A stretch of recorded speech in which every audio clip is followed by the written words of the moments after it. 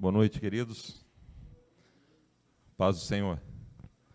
Uma alegria para nós estarmos aqui, reunidos, nesse culto de unidade, o culto que traz o encerramento do ano de 2021 da Torre de Oração. Eu quero ressaltar a importância da Torre de Oração e, em nome da nossa cidade, agradecer ao pastor Alberto por ter cuidado da Torre de Oração durante todos esses anos, com tanto cuidado, com tanto amor, com tanta dedicação. E nós sabemos a importância das orações que foram feitas nas torres, o quanto isso mudou as coisas no mundo espiritual, o quanto isso trouxe a existência aqui no mundo físico, as bênçãos, a proteção que tanto a igreja de Agudos precisa, como a nossa cidade precisa. Então, é muito importante o que a Torre de Oração tem feito. E nós queremos agradecer ao pastor Alberto, que está na frente, como também a todos os pastores e obreiros que assumiram um horário, que tiveram vindo, orando, buscando a Deus, clamando pela igreja, clamando pela cidade. Nós ficamos muito felizes de ver a igreja do Senhor trabalhando, e nós nos alegramos com isso. Eu convido vocês a se colocarem em pé nesse momento. Nós vamos orar e pedir para que Deus use o seu servo, pastor Alberto, para falar com cada um de nós segundo as nossas necessidades. Amém? Senhor, nós te agradecemos, ó Pai, pela oportunidade, o privilégio de estarmos aqui, Senhor, na tua casa. Obrigado pela tua presença, Senhor, neste lugar. Senhor, eu lhe peço que o Senhor venha falar com cada um de nós. Tu sabes, ó Deus, exatamente o que nós precisamos. Por isso, Senhor, use o teu filho, ó Pai, para que aquilo que está no teu coração possa ser revelado, Senhor, para as nossas vidas. Senhor, e que pelo poder da tua palavra e a ação do teu Espírito Santo haja transformação nas nossas vidas. Em nome do Senhor Jesus, Pai. Fale com cada um de nós e nos conduza, Senhor, ao centro da tua vontade, em nome de Jesus. Amém.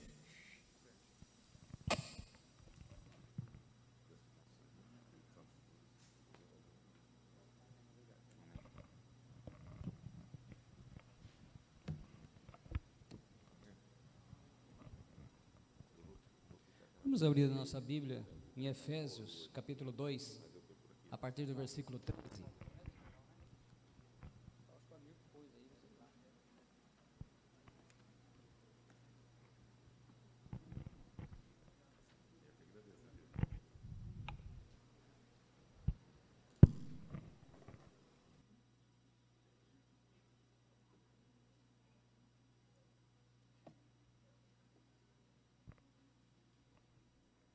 Efésios, capítulo 2, a partir do versículo 13. Diz assim o texto das Sagradas Escrituras: Mas agora, em Cristo Jesus, vós, que antes estáveis longe, já pelo sangue de Cristo chegastes perto, porque Ele é a nossa paz, o qual de ambos os povos fez um, e derrubando a parede de separação que estava no meio, na sua carne desfez a inimizade, isto é, a lei dos mandamentos, que consistia em ordenanças, para criar em si mesmo, dos dois, um novo homem, fazendo a paz. E pela cruz reconciliar ambos com Deus, em um corpo, matando com ela as inimizades. E vindo ele, evangelizou a paz, a vós que estáveis longe e aos que estavam perto. Porque por ele ambos temos acesso ao Pai em um mesmo Espírito. Assim também já não sois estrangeiros nem forasteiros, mas concidadãos dos santos e da família de Deus, edificados sobre o fundamento dos apóstolos e dos profetas, de que Jesus Cristo é a principal pedra de esquina, no qual todo o edifício bem ajustado cresce para templo santo no Senhor, no qual também vós juntamente sois edificados para a morada de Deus em Espírito. Bendito Deus e Pai de nosso Senhor Jesus Cristo, está lido a Tua palavra, que o Senhor nos ilumine, nos revele, fale somente aquilo que é Teu, Senhor, aquilo que for do meu coração humano, que seja dissipado em nome de Jesus. Edifica-nos, porque a Tua palavra é vida, a Tua palavra nos traz, Senhor, a Tua revelação. Em nome de Jesus Cristo, no poder do Espírito Santo. Amém. Pode se assentar, meus irmãos. A carta de Efésios, ela foi escrita pelo entendimento dos maiores, em grande parte, dos estudiosos, entre 60 e 62, mas provavelmente no ano 60. Ela é uma das famosas 4 epístolas de prisão, juntamente com Filemão, Filipenses e Colossenses, escrita também no ano 60. Provavelmente Filipenses deve ter sido no finalzinho do ano 60, começo do ano 61. Há pelo menos 6 verdades, no mínimo, que a gente pode extrair estudando Efésios. Que a igreja recebeu bênçãos maravilhosas em Cristo. Que a igreja, ela foi levada da morte para a vida em Cristo. Que a igreja se estenderá mundialmente, com judeus e gentios unidos. Dos dois ele fez um, em Cristo. Que a igreja deve batalhar pela unidade em Cristo, que é o que nós vamos compartilhar. A igreja deve viver nos caminhos de Cristo e não retornar aos caminhos do mundo pecador. E o 6º, a igreja deve buscar em Cristo forças para o combate espiritual, mais propriamente dito no capítulo 6.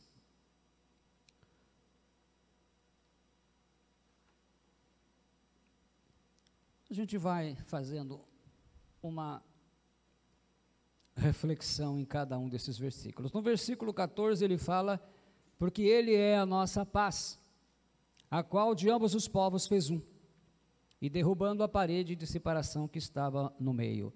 No final da palavra, eu vou então fazer os agradecimentos a todos aqueles que estiveram conosco, e a gente conta que estejam o ano que vem juntos trabalhando.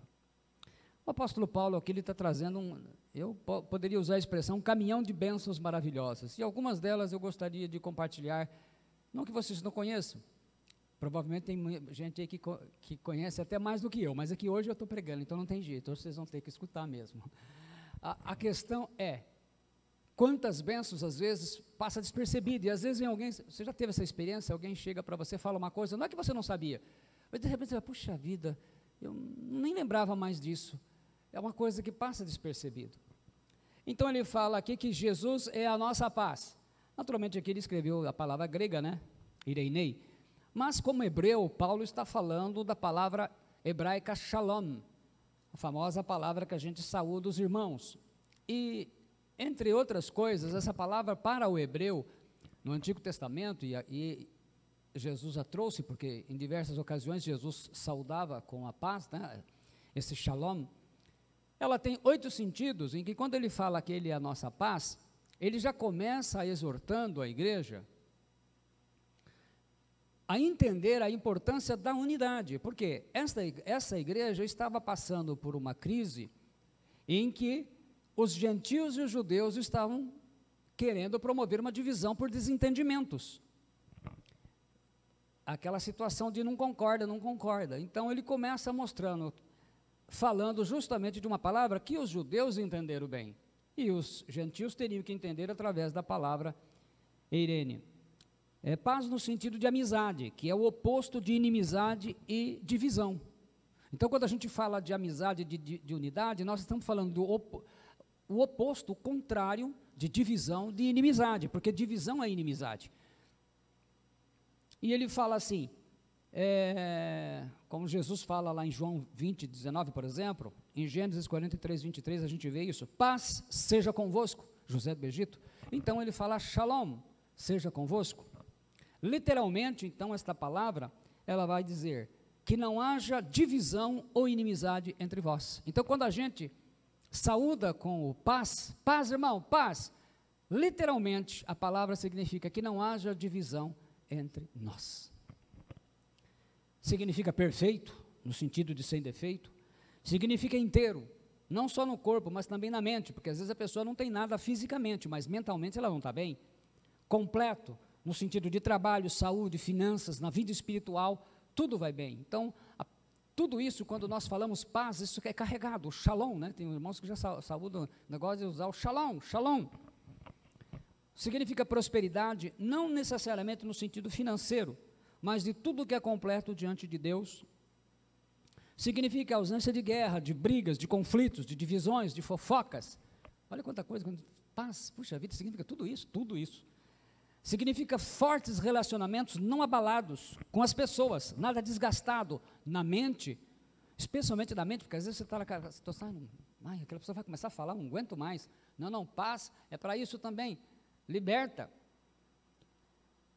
Paz, shalom também significa que a pessoa seja abençoada, então ela é uma forma de bênção. Então quando você fala paz, você está abençoando a pessoa. Puxa, tudo isso, shalom é tudo isso. Por isso que quando a pessoa pensa em shalom só como paz, ela não está falando 10% do significado da palavra. E também significa uma coisa interessante. Nós, brasileiros, temos o costume de fazer, especialmente os ocidentais, aqui no Brasil nós temos o costume de fazer as coisas. A gente fala, Shalom Adonai. Não existe para o hebreu isso. Porque Shalom é só de Adonai, o Senhor. Então, paz do Senhor. Não, é Shalom. Porque só existe uma paz, a do Senhor. Então a gente fala, paz. Mas que paz que você está falando? Só tem uma? Por que ele fala isso? Porque a igreja só tem uma. Então Paulo está mostrando a necessidade, tanto que aqui é que ele vai revelar as 7 unidades. Há um só Deus, há um só Senhor, um só Espírito, um só batismo. Então ele está mostrando que só tem um. Então paz é uma palavra de unidade. O shalom é de unidade. É exatamente a finalidade com que nós tanto oramos esses anos todos, não só esses 4, mas também antes, os irmãos estavam orando, é justamente para que haja o quê? A unidade entre os irmãos, entre a igreja, entre nós pastores. É algo que a gente não guarda. O que é o inimigo da nossa amizade? Conta-se uma lenda árabe, em que haviam 2 grandes amigos, eram os melhores amigos, eram como os irmãos, o Omar e o Khalil. Mas numa certa ocasião, eles eram amigos, tudo faziam junto, viajavam, passeavam, eram muito amigos. Houve uma ocasião em que eles brigaram feio. E o Omar, como era mais forte, ele bateu feio no Khalil. Então o Khalil escreveu assim na areia: hoje eu apanhei do meu melhor amigo Omar. Mas então ele ficou aquela mágoa, ficou aquele clima. Mas eles não se desgrudavam e voltaram a sair. Aí eles tinham combinado, já antes dessa briga, eles já tinham combinado uma viagem, onde eles iam num lugar de mar. E lá aconteceu, no barco que estava lá, afundou, ele caiu, né, o Khalil, né, o que apanhou, ele caiu no mar e ele não sabia nadar. Então ele começou a se afogar, e ele estava longe, então ele começou a gritar desesperado. Quando o Omar viu aquilo, o Omar entrou correndo na água e foi nadando, foi lá e catou ele e salvou. Aí o Khalil foi lá na rocha e escreveu assim: hoje eu fui salvo pelo meu melhor amigo Omar. Aí o Omar notou, ele era uma pessoa observadora, ele falou: Khalil, me diga uma coisa. Quando eu bati em você, você escreveu na areia. E agora que eu te salvei, você escreveu na rocha. Por quê? Ele falou: o segredo da paz, da amizade, é você escrever. Tudo que a pessoa que você ama fizer de mal, escreve na areia do esquecimento. Mas o que ele fizer de bem, para você ser sempre grato, escreve na rocha, para você nunca esquecer e sempre ser grato, porque onde existe gratidão, existe amor, e onde existe amor, não existe divisão, não existe divórcio. Então, começa-se assim, uma lição de importância. Aí ele fala aqui,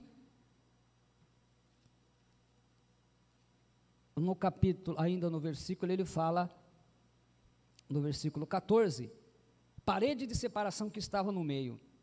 O apóstolo Paulo, como bom judeu, conhecedor do templo, ele fala de uma área dos gentios. No templo judaico tinha uma ala para os gentios, e tinha uma parede. Essa parede era a verdadeira segregação social, religiosa e espiritual. O judeu não podia ir lá. Vocês imaginam o seguinte, que tem uma parede no meio aqui do salão, e o Jaime não pode ir do outro lado. E havia até uma placa escrita: se você atravessar do outro lado, você morre. Então você imagina como é que era o culto lá. Era isso. Então Paulo está dizendo, antes vocês lá no templo não podiam unir-se, porque havia uma parede, mas ele fala que Cristo, e o que há sem Cristo?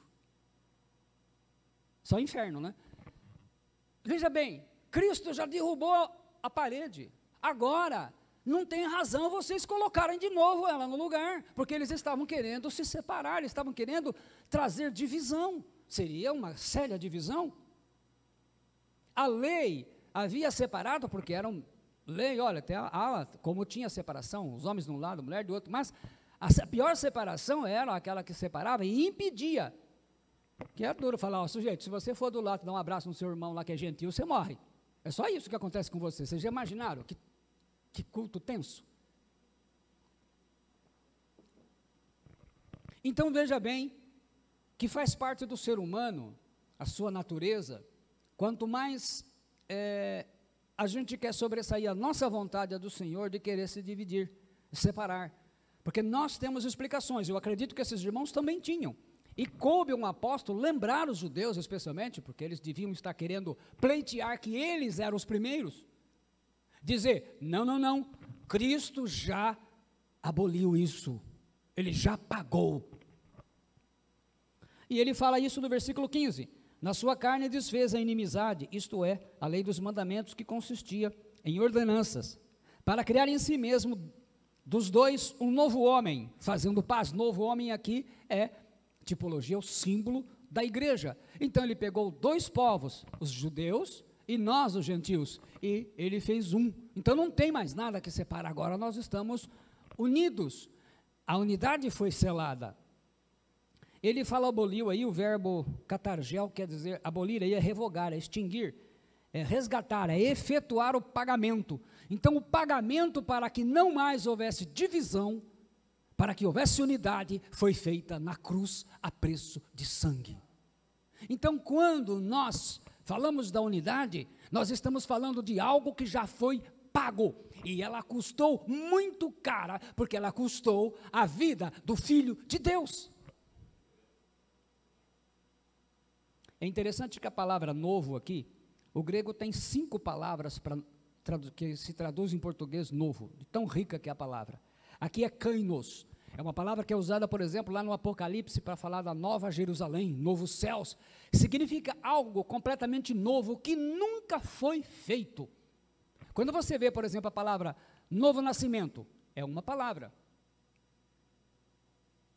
Agora, aqui ele está falando, ele usa um verbo que significa algo que nunca foi feito. O que foi? A unidade dos povos em Cristo Jesus.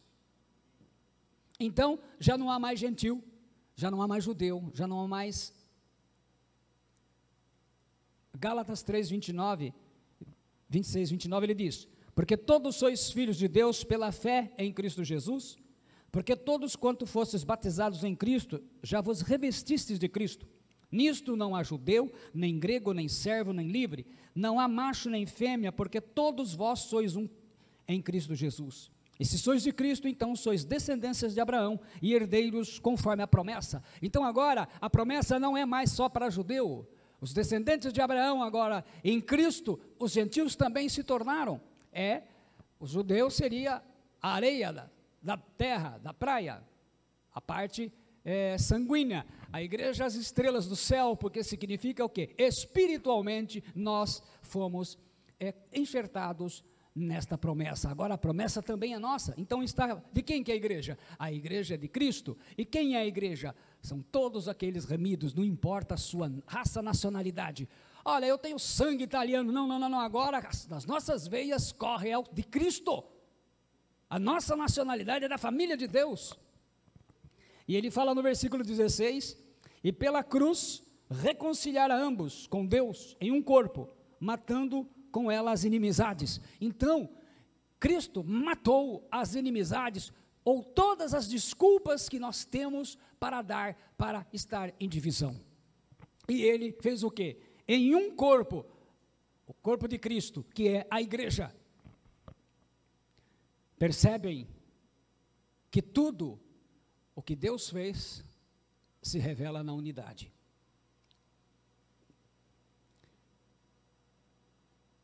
A unidade, então, foi feita na cruz. E para a gente desejar unidade, a gente tem que morrer na cruz. Se você não toma a sua cruz e não segue a Jesus, você não é digno de ser discípulo. Você não pode. Então a gente tem que morrer na cruz. Morre o eu, e aí eu olho. Então eu tenho que olhar para os irmãos, eu tenho que olhar para a cidade. E quantas igrejas há em Agudos? Só tem uma, a de Cristo. Porque o dono da igreja, ele tem marcas. E ele pagou um preço. E ele só fez uma igreja. Ele uniu os judeus com os gentios. Os gentios são todas as outras nações que não Israel. Então agora, no corpo de Cristo, a igreja, todos estão. Então, mais do que falar de unidade, nós precisamos entender que se a gente tem muitos motivos e explicações para não querer estar com os irmãos, a gente tem uma única razão para querer e ter que estar. Jesus pagou na cruz. Então, toda a inimizade, tudo aquilo que gera inimizade, foi pago na cruz. Então, o peso e o preço da unidade estão sobre todos aqueles que são salvos. Enquanto a gente está no mundo ímpio, não conhece, como ele começa falando, né? Falando que a gente estava alheios às promessas, longe da comunidade de Israel, tá, tudo bem, mas a partir do momento que nós nos convertemos, nós agora sabemos que existe um propósito. As divisões, na verdade, elas são frutos à medida que o nosso ego, a nossa carnalidade, ela vai crescendo em nós. Lá em Judas, né, o meio-irmão de Jesus, no capítulo 1, 19, ele diz: são esses os que promovem divisões sensuais que não têm o Espírito. Então, quanto menos a ação do Espírito Santo trabalha em nós, nós deixamos prevalecer os nossos desejos.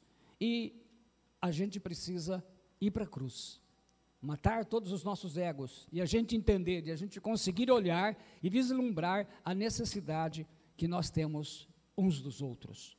E no versículo 17 ele diz: e vindo ele, evangelizou a paz, a vós que estáveis longes e aos que estavam perto. Os que estavam perto, os judeus; os que estavam longe, nós, os gentios. Longe de tudo isso, agora ele evangelizou a paz, ele então trouxe o shalom. Então ele trouxe o quê? Um evangelho que veio transformar, como ele disse, que ele tinha outras ovelhas que não eram daquele aprisco, e isso na cruz ele conquistou. Então não é apenas a salvação, mas a unidade da igreja foi paga na cruz. Teve preço de cruz. E ele fala do versículo 18, porque por ele ambos temos acesso ao Pai em um mesmo Espírito. Agora, tanto o judeu como o gentil não podem mais olhar assim. Nós temos por pai Abraão, nós também temos.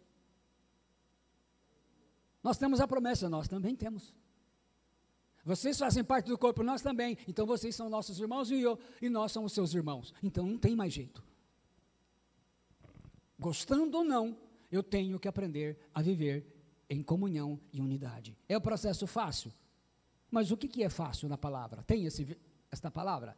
Jesus, no mundo tereis aflições, mas tem de bom ânimo, eu venci o mundo. Não tem a palavra fácil. Colocada para o cristão, não tem.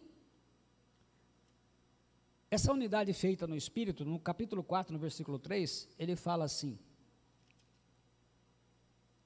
procurando guardar a unidade do Espírito pelo vínculo da paz. A palavra vínculo aí, no grego sundesmos, ela significa laço, laço com que você amarra mesmo, ela quer dizer o ligamento pelos quais os membros do corpo humano estão unidos. Então os ligamentos, né, dos braços, perna, tudo, é um cabo de navio.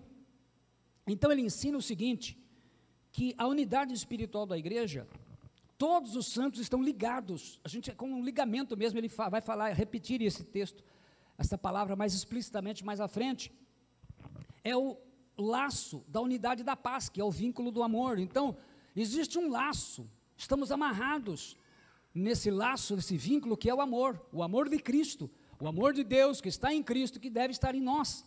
E esse amor, é como eu falei pela ilustração, é o amor que faz com que nós queiramos estar em Cristo, junto com os nossos irmãos, tendo Cristo como cabeça da igreja.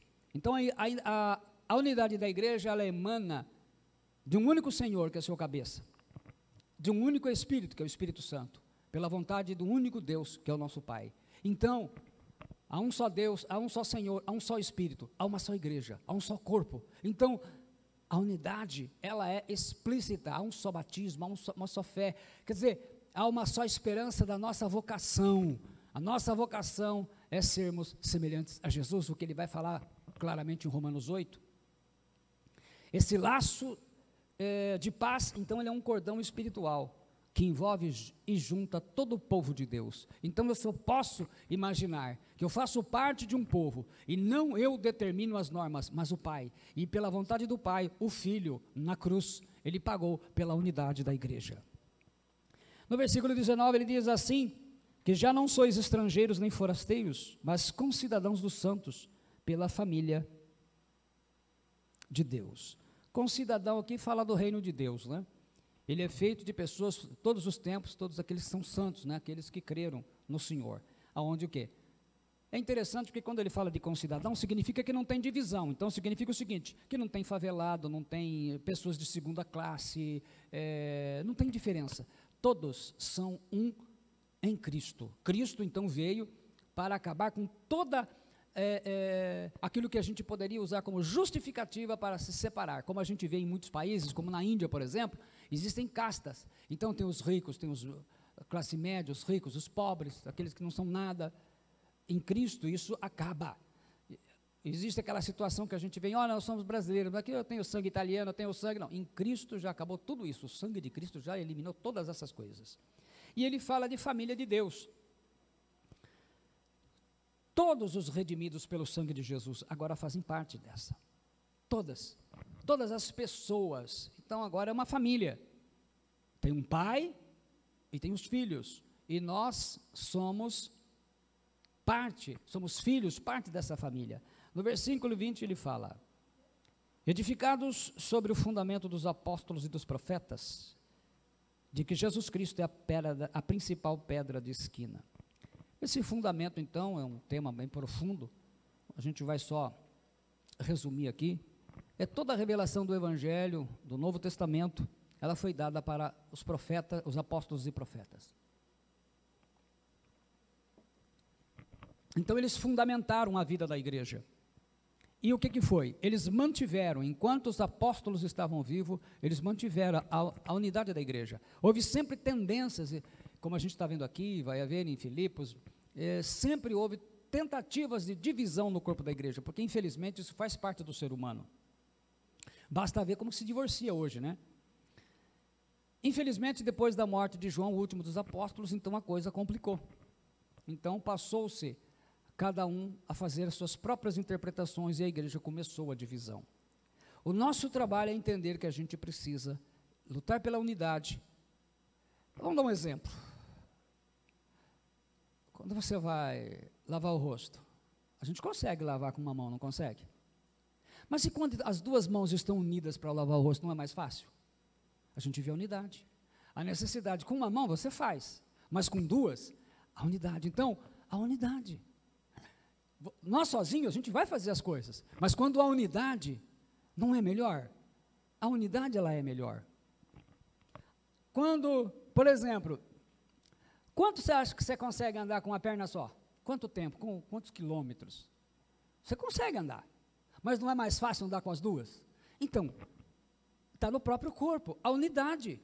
A unidade, ela é sempre somadora, ela tem o preço, um preço que foi pago. Então nós, a igreja quando nasceu, ela não era dividida, ela era unida. Depois é que isso aconteceu, quando morre João, ele era o último dos apóstolos, ele ainda manteve isso, mas a situação mudou, e Deus vai restaurando hoje isso. Então assim, nasceu inteiro, imagine que a igreja quebrou as pernas, quebrou a perna, agora mexeu com o ligamento, agora o Senhor está o quê? fazendo todo o trabalho, né, de restauração. Não é fácil, né? Quem já quebrou coisa, eu quebrei braço. Aí não é fácil. Aí aperta daqui, dói, faz fisioterapia, e vai, volta, e vai, não sei o que, e vai isso. É o processo que está. Então, o que acontece? Nós estávamos acostumados de uma maneira. Deus está nos mostrando o caminho da sua vontade. E é interessante que Lucas, que era discípulo de Paulo, ele mostra como que a igreja entendeu essa visão de unidade. Em Atos 4:32, a gente lê assim: e era o coração e a alma da multidão dos que criam, e ninguém dizia que coisa alguma do que possuía era sua própria, mas todas as coisas lhes eram comuns. Então ele começa dizendo assim: e era o coração e a alma da multidão dos que criam. Multidão, então não posso imaginar que multidão era 10 pessoas. Olha, era então havia essa unidade, eles nasceram assim. Hoje, nós não nascemos assim, a gente já nasceu com uma igreja com muitas divisões, mas o trabalho, e isso a gente orou e vamos continuar, é essa questão, essa perseverança dos irmãos, dos obreiros, dos pastores, pastoras, todos aqueles que estão trabalhando na torre de oração, é ver o quê? Que embora o preço é difícil para nós, porque a gente tem que abrir mão, a gente acostumou a construir uma vida onde a unidade não é prioridade. Está com os irmãos, a gente tem a nossa prioridade local, não aquela com os nossos irmãos. E para nós estamos, só isso é a obra de Deus. Não, a obra de Deus estabelecer é que a igreja, como unidade, ela seja resplandecente na sua cidade. Aí no capítulo, aliás, a própria palavra comunidade, uma das traduções de koinonia, que aparece, por exemplo, em Atos 6. Comum, unidade. Então, uma unidade em comum. Então, todos têm no coração e na mente o quê? A necessidade de entender que nós somos melhores juntos. Você sozinho pode ser bom, mas nunca será melhor do que todos nós juntos. Não há como ser melhor do que na unidade. Imagina se os apóstolos se dividissem. Eles seriam bons, mas nada é melhor do que eles juntos. A força da igreja, a grandeza foi o quê? A unidade dela. E ele fala, no qual todo edifício bem ajustado cresce para templo santo do Senhor. Paulo então dá ênfase aqui, que o templo agora não é mais de pedra, né? Pedra rochosa, hoje seria de concreto. O templo é de pedras vivas. Então, só tem uma igreja, só tem um corpo. O que acontece na perseguição? Países como está na China, na Coreia do Norte, mesmo aqui na América Latina, a perseguição ela elimina tudo. Os cristãos só tem um jeito: sobreviver. Então acaba todas as barreiras, a igreja é obrigada a ser una. Essa igreja que era perseguida, ela era desse jeito, mas ela era perseguida, ela teve alguns momentos, alguns picos na história de paz, mas entrava um imperador, saía, entrava outro pior. Será que essa igreja não orava para que, Senhor, coloca um imperador mais light aí? Aí saía Nero, entrava o Vespasiano. Vespasiano foi na época que o João escreveu o Apocalipse, que estava vendo outra mortandade, não tinha jeito, saía um ruim, entrava outro pior. E fica todo mundo, não, fulano é melhor, fulano... Esse problema é antigo, não mudou. Não, mas o próximo, esse é melhor, esse é nosso candidato. Dá uma olhada na história, só entrou um pior que o outro. A igreja, ela tinha o seu papel, e o seu papel continua sendo o mesmo. O que a gente pode aprender de tudo isso? A unidade, ela envolve o compartilhar, o estar juntos, a gente compartilhar mesmo, é vida. É estar disposto a servir, não apenas servir numa localidade, mas servir para o benefício do corpo. Não é gostoso? Você já teve a experiência de você ajudar outros irmãos, outros pastores, você ajudar outras, você vê que você abençoou, aí você dá uma olhada e fala, puxa vida, eu estou abençoando outros irmãos. É como você na sua família, a gente ajuda os irmãos, o pai e a mãe, mas se você ajuda o vizinho, ajuda outra pessoa que você nem conhece. Na igreja é a mesma coisa, só que na igreja nós temos algo diferente, nós estamos ajudando irmãos, e isso é unidade. Então, como eu falei no começo, em Filipenses, a gente vê lá capítulos 2 e 4, o apóstolo Paulo ele vai falar do perigo da divisão, porque os filipenses estavam seguindo líderes. mais do que a Cristo. Então, que defendiam a divisão. Aqui, a divisão é por causa de raça. Vocês imaginaram que situação? Os judeus contra os gentios. Então, Paulo é obrigado a mostrar que esse desentendimento entre cristãos judeus e cristãos gentios, eles ameaçavam a igreja de Éfeso de divisão. E iriam criar duas igrejas. Só que ele dá ênfase que, porque Deus nos fez para servir, para o serviço. Em Mateus 28, 19 e 20, Jesus dá aquela ordem abençoada. Portanto, ide, fazei discípulos de todas as nações, batizando-os em nome do Pai, do Filho e do Espírito Santo, ensinando-os a guardar todas as coisas que vos tenho mandado, e eis que estou convosco todos os dias até a consumação dos séculos. Em grego, Mateus usou um verbo chamado poriumai, que é um verbo que indica ação.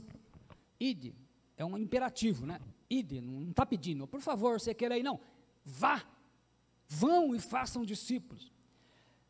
Mas quando Jesus falou, Jesus não falava grego, os escritos mostram Jesus falando, os evangelistas escreveram os evangelhos muito tempo depois de Jesus.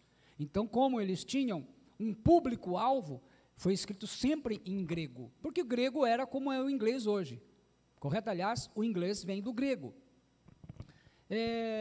Jesus falou em hebraico, aramaico, ele usou uma palavra, um verbo halak, que é o mesmo que aparece, por exemplo, lá em Gênesis 5:24, quando fala que Enoque andou com Deus, Noé andou com Deus. Esse verbo de ir, esse verbo de andar, ele dá um sentido de movimento. Deus se movimenta, porque Jesus diz isso, que estou convosco, enquanto vocês estão indo, fazendo discípulo, batizando em nome do Pai, do Filho e do Espírito Santo, ensinando-os a guardar, eu estarei convosco. Ele dá uma promessa, e coloca essas condições. Ele coloca a palavra ênfase para discípulo. Também, se a gente pensar no grego, matetiu, a palavra para discípulo, significa exatamente isso, alguém que segue alguém, um aluno, um discípulo.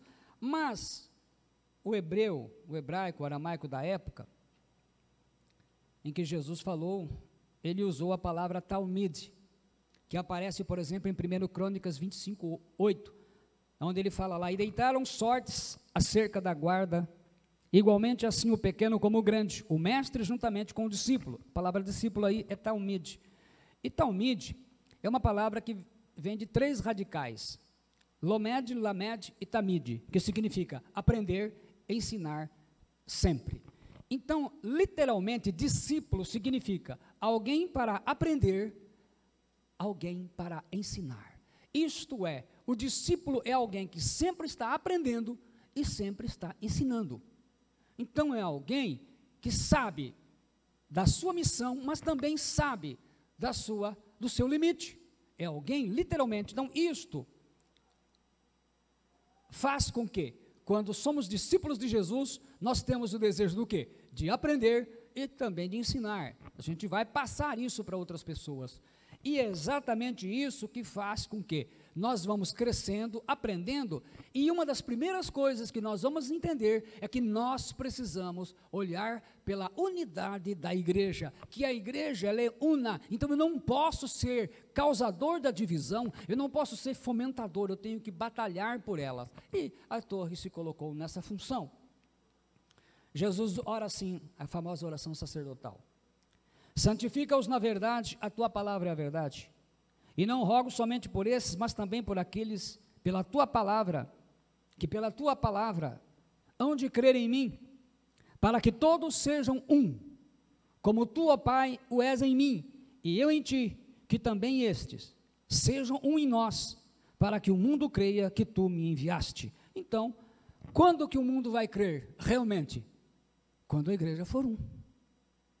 A divisão da igreja, uma vez, uma pessoa chegou para mim e falou, rainha, pessoa do mundo, pastor, o senhor me desculpa, mas se o senhor juntar membro dessa igreja, dessa, põe numa reunião e vê o que vira, se não sai briga. É essa a visão. É essa a visão. Então eles veem o quê? A divisão, ela é um inimigo da evangelização. Nós ganhamos vidas, claro que ganhamos, mas com a unidade nós ganharíamos muito mais. Nós alcançaríamos, a igreja não cumpriu o papel dela no passado, sendo dividida. Ela conseguiu isso enquanto era unida. Então nós aprendemos que a unidade do povo de Deus, ela vem à medida que nós estamos crescendo, aprendendo e praticando a palavra do Senhor. Não somos perfeitos, então vamos ter que um ajudando o outro. Esse é o importante. As duas mãos, né? Qual mão que é melhor para lavar o rosto? Não, a gente precisa das duas. Eu sou destro, mas tenta lavar só com a direita. Quando entra a esquerda, facilita. O que é interessante nós entendermos? Eu falei de serviço. O serviço, ele é a adoração.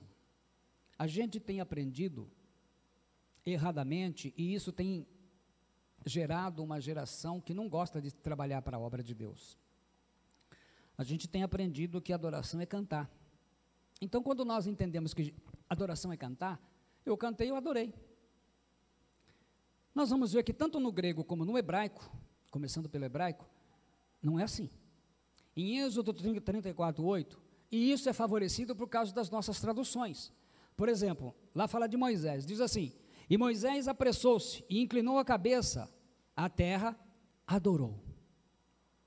Depois, um outro texto muito citado, é 2 Samuel 12:20, que fala de Davi.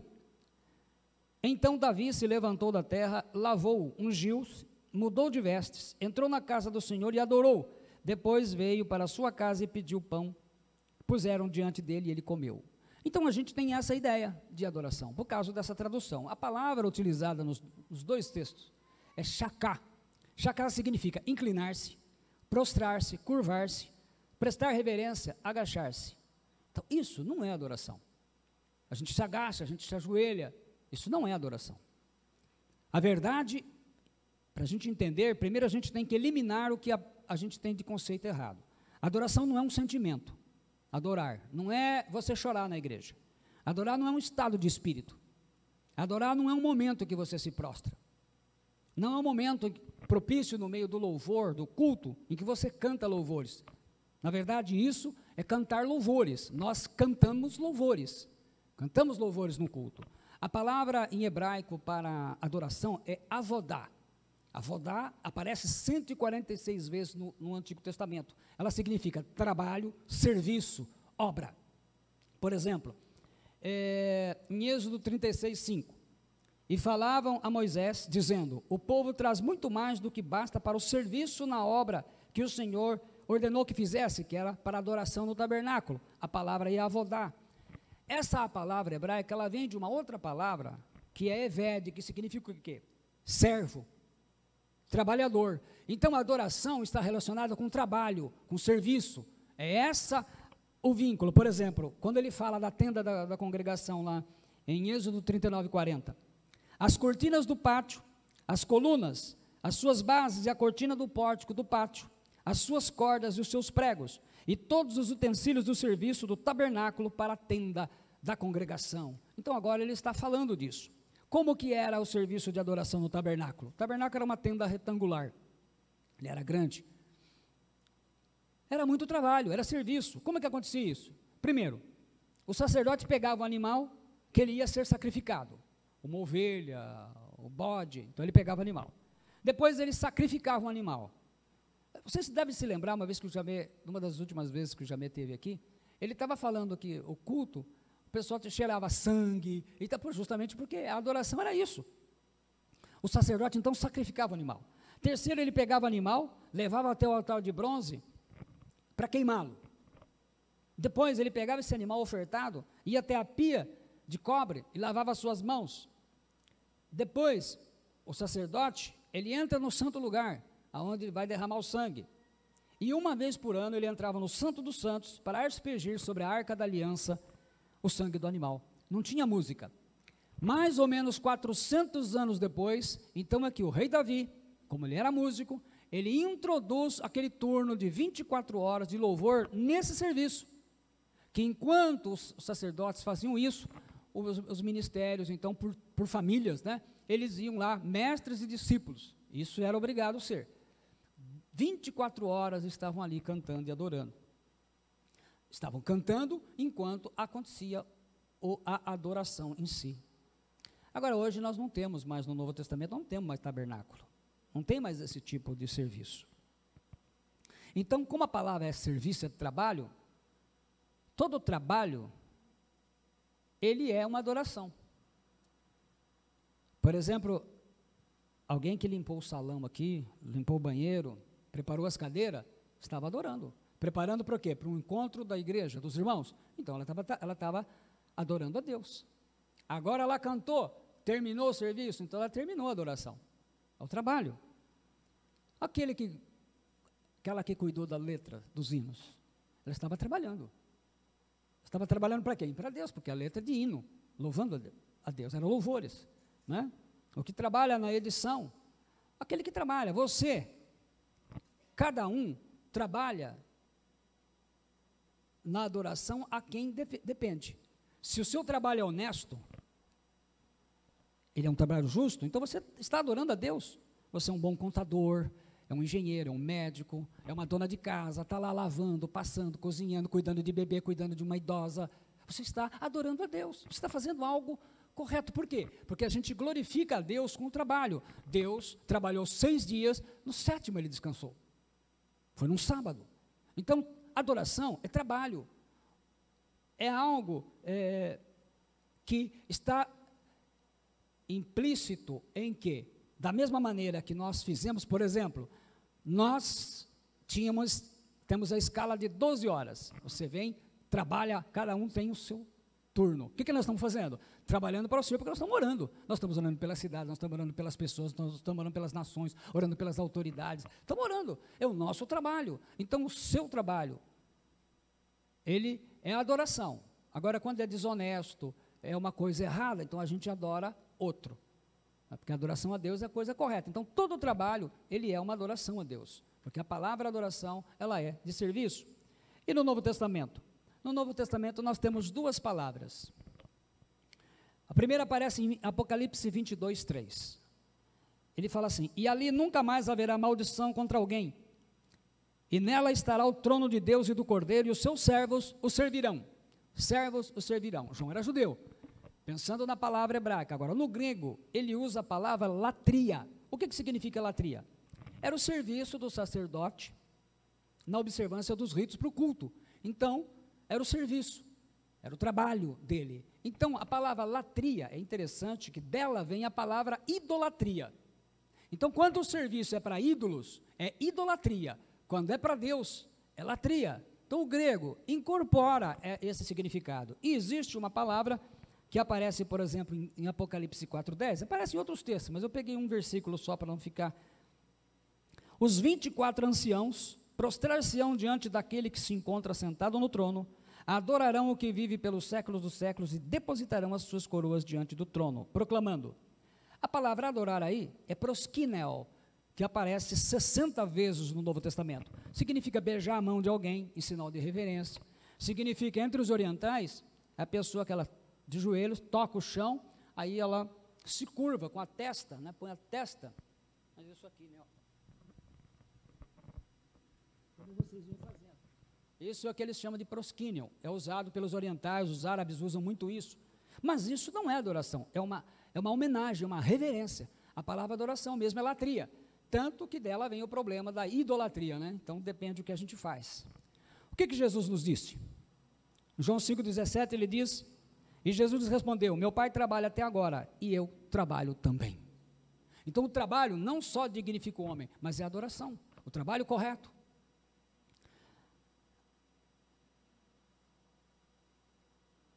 O que é importante? A gente dar valor, todo serviço justo, todo serviço honesto, correto, a cozinheira, todos eles, aquele que distribui folhetos. Estava lendo o testemunho de alguém que converteu o próprio filho com um folhetinho, né? Folheto de evangelização. Ele está trabalhando, ele está entendendo isso. Mas ainda, finalizando, dentro de serviço, temos a comunhão. 2 versículos de Atos 2 nos chamam a atenção. O 46 e o 47 diz assim: diariamente perseveravam unânimes no templo, partiam pão de casa em casa e tomavam as suas refeições com alegria e singeleza de coração. E todos os dias acrescentava o Senhor à igreja aqueles que se haviam de salvar. As refeições da igreja elas eram evangelizadoras. Você se reunir com a sua família no final do ano, vai comemorar o Natal, por exemplo, chama os amigos, isso é normal, todo mundo faz isso. O cristão, o não cristão, o ateu, qualquer pessoa faz isso. Agora, você já imaginou o impacto que causou quando eles viram a igreja fazendo isso? Só que eles faziam isso todo dia, não sei como. Vocês já imaginaram na cidade, aqui em Agudos, se as congregações, os pastores, todos a gente esquecesse por um dia todas as diferenças e arrumasse um lugar aqui na cidade e todos, ou fizesse um almoço, todo mundo junto? Eu não sei quantos evangélicos tem em Agudos, vamos dizer que tem aí uns 5.000 evangélicos, talvez tenha até mais, mas só para ilustração. Vocês já imaginaram esses 5.000 almoçando junto? O que Agudos e a imprensa iria falar? Porque eles não estão acostumados a ver isso. Eles estão acostumados com o quê? Eu não gosto dele, ele não gosta de mim, a gente não se fala, a gente é irmão, mas a gente passa junto, passa com a Bíblia assim. Meu irmão finge que não vê, a gente tem problema. De repente nós esquecemos tudo isso, a gente sentou e estamos almoçando, todo mundo lá comendo uma coxa de frango, comendo um quibe, estamos todo mundo junto ali. Eu imagino como que ficaria. Gente, vocês imaginaram a televisão? Ia chamar, não tem como não chamar atenção, gente. Porque a maior forma de evangelização que a igreja tinha, além de discipulado, era essa. Ela começou assim, revelando o que eles eram. Jesus diz ainda em João 17, eu lhes tenho transmitido a glória que me tens dado, para que sejam um como nós o somos, eu neles e tu em mim, a fim de que sejam aperfeiçoados na unidade, para que o mundo conheça que tu me enviaste e os amaste, como também amaste a mim. O problema, sabe o que acontece? É que o único meio que nós temos de ser aperfeiçoados é na unidade. Esse é o problema. Não há aperfeiçoamento sem a unidade. Quem disse isso foi o próprio Senhor Jesus. Ele fala bem isso. A fim de que sejam aperfeiçoados na unidade. Então eu preciso de vocês. E vocês precisam de mim. Não tem um hino que diz, eu preciso de você, e você precisa de mim. É a realidade. Nós precisamos uns dos outros.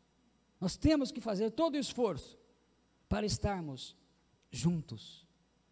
Para, apesar de todas as diferenças, nós não vamos, isso é que nem na família, né?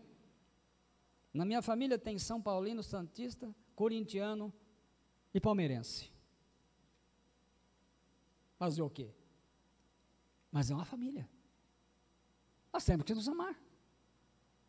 Na igreja tem aqui aqueles que acreditam no batismo com o Espírito Santo e aqueles que não acreditam. Tá, não importa, meu irmão.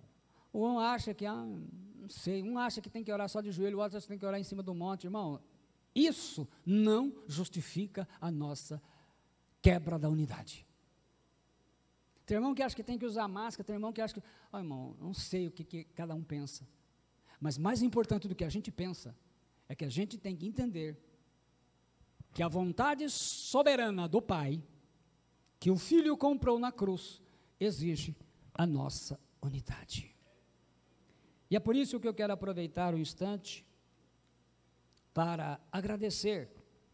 Eu espero, se eu falhei aqui, tentei olhar todas as torres para lembrar e agradecer as pessoas que até aqui nos ajudaram, eu peço perdão, tentei lembrar todo mundo que foi possível aqui, mas todos aqueles que, alguns não estão mais, mas de toda a gratidão, ela é um princípio fundamental no reino de Deus. Então, estou tentando aqui. O apóstolo Eli, apóstolo Jaime, a pastora Ana, o diácono Alain da Peniel, diácono Dimas e diaconisa Wanda, diácono Edevando, diácono Raimundo Andrade, evangelista João Vitor, evangelista Richard, obreiro Cleverson, obreiro Everton, obreiro Wesley, obreira Patrícia, obreira Silvia Marçal, pastor Adilson, pastor Alberto, pastora Catarina, pastor Alexandre, pastor Altamir e Marisa, pastor Amir, pastor Antônio e pastora Vera, pastor Arsênio, pastor Carlos e pastora Rosângela, pastor Enéas Ricardo, pastor Fabiano, pastor Gilmar e pastora Juliana, pastor Elber, pastor José Lourenço, pastor Mário, pastor Nivaldo Donizete, pastora Elisângela, pastor Paulo Cauni, pastor Ronaldo, pastor Escata, pastora Carmen, pastora Helena, pastora Janaína, pastor Antônio e pastora Vera, presbítero Cláudio Gomes, presbítero Rodrigo, intercessora Suzana, intercessora Cláudia, intercessora Claudineia, intercessora Leonilda, intercessora Lucier, intercessora Elisandra e também a intercessora Camila, que foi quem passou bastão na época, né? Que durante muito tempo, se eu faltei com alguém, vocês perdoem, eu tentei lembrar assim, meio à noite, né, e os meus horários de fazer as coisas, preparar a palavra sempre, por causa do meu tempo de trabalho, é sempre à noite. Falo para os irmãos, de vez em quando a gente não vê um erro, uma coisa ou outra, porque à noite a gente já está cansado. Mas, de todas as formas, que Deus abençoe a vida de vocês. Muito obrigado. Até aqui. E o ano que vem, a torre continua, e será importante. Eu passei a coordenação para o pastor Amir, ele depois vai ver aí, mas de toda forma, vamos continuar, porque o trabalho continua, a gente vai continuar fazendo o nosso turno, a nossa congregação vai continuar sediando, tudo normal. Vida que segue, nós contamos com a ajuda de todos, muito obrigado, a gente venceu tantas batalhas, teve Covid, teve isso, e sempre foi muito importante a participação de todos. Pode ter certeza que mesmo diante de tantas adversidades, dificuldades, a gente caminha e a gente chega aqui com uma certeza. A gente usa a terminologia militar, missão dada, missão cumprida, em nome do Senhor Jesus. Deus abençoe vocês, muito obrigado por estar ouvindo, e acima de tudo, por todo esse tempo de dedicação. E nós vamos fazer a oração final, encerrando o culto. Muito obrigado pelas suas vidas. O ano que vem, se Jesus não voltar, e nós ainda estivermos aqui, vamos continuar orando, em nome do Senhor. Pai Celestial, obrigado por esse tempo. Obrigado, Senhor, por esta cidade onde nasci, aqui me criei. Obrigado pela tua igreja, obrigado pela vida desses irmãos, dessas irmãs, desses pastores e obreiros, obreiras. Ó Senhor, que foi através do esforço de cada um que nós chegamos aqui. Então, todos nós, Senhor, ó Deus, agradecemos a Ti, e eu agradeço pela vida de todos eles. Nós precisamos uns dos outros, nós aprendemos uns com os outros, e queremos estar juntos, Pai, em nome do Senhor Jesus Cristo e no poder do Espírito Santo. Amém. Deus te abençoe, em nome de Jesus Cristo. Amém.